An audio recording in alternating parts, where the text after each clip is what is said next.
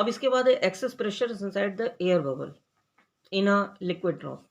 अब यहाँ पर हवा का बुलबुला है, ये जो आप देख रहे हैं ये पानी है। अभी तक क्या था कि हम लोग वाटर का बबल ले रहे थे, तो वो तो सरफेस के ऊपर था।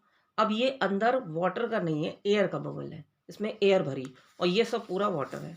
तो यहाँ पर हम लोग बात करने जा रहे हैं excess pressure inside N air bubble in a liquid, liquid के अंदर। तो यहाँ पर बताया गया कि ये एक एयर बबल है ना। इसकी यहाँ तक की रेडियस आर है या R1 मान लीजिए, और बाहर की रेडियस R2 हो गई। तो अंदर भी एयर है और यहाँ पे वाटर है। तो यहाँ पर क्या है कि अंदर से बाहर की तरफ एक प्रेशर कैपिटल P लग रहा, ऐसे ही एटमॉस्फेरिक प्रेशर बाहर से अंदर की तरफ लगेगा। तो ये वाला P और ये वाला P इक्वल है। एक्सेस प्रेशर स्मॉल p है जो आउटसाइड की तरफ लगेगा, और ये हो जाएगा रेडियस का difference delta R. Now air bubble of radius R is formed in the liquid जिसका सरफेस टेंशन T के बराबर है।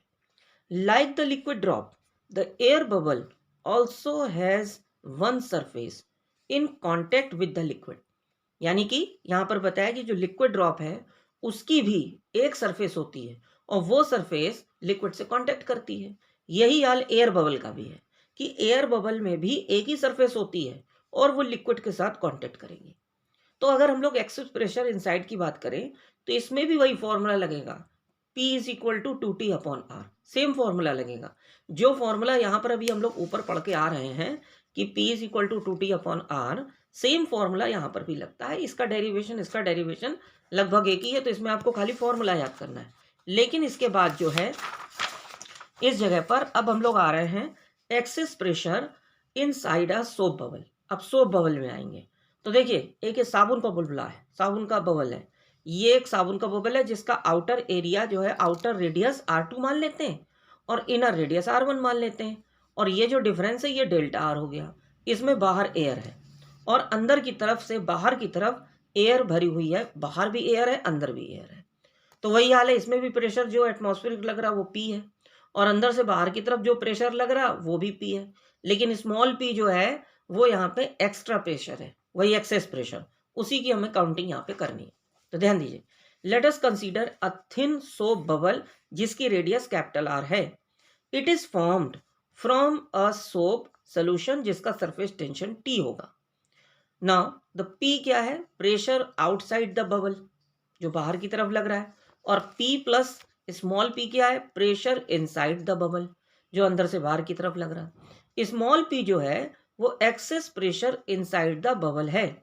लेट दिस प्रेशर यानी दिस एक्स्ट्रा प्रेशर या excess pressure push the surface of the bubble normally outside, बाहर की तरफ ये इसको पुश करेगी through a small distance delta R, बाहर की तरफ ये पुश करेगी और डेल्टा आर की डिस्टेंस ये कवर करेगी।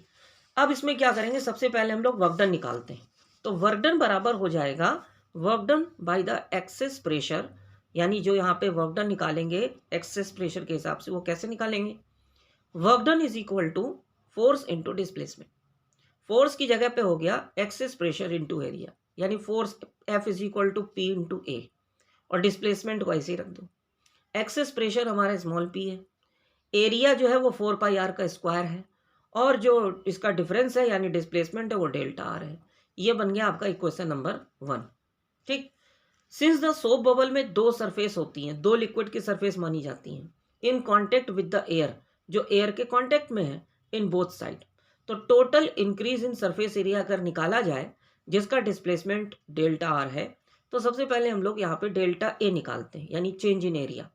ये हो जाएगा जा करके 2πr, मतलब यहाँ पे सबसे पहले आपका ये 2 इसलिए लगा है क्योंकि दो सरफेस है, ठीक है, इसमें दो लिक्विड की सरफेस होती हैं इसमें, इसलिए हम लोग यहाँ पर 2 लगा देते हैं। 4πr प्लस डेल्टा आर का स्क्वायर ऐसे लिख दीजिए, माइनस 4πr स्क्वायर उसको कर दीजिए। यानी इसके पहले वाले डेरिवेशन में 2 नहीं लगा था क्योंकि वहाँ पे 1 सरफेस कंसीडर होती है, यहाँ पे 2 सरफेस कंसीडर होती हैं, इसकी वजह से यहाँ पे 2 लग गया। क्योंकि यहाँ पे ऊपर बताया जा चुका है कि सोप बबल में दो लिक्विड की सरफेस कांटेक्ट होती हैं एयर के साथ, इसलिए 2 लगा है।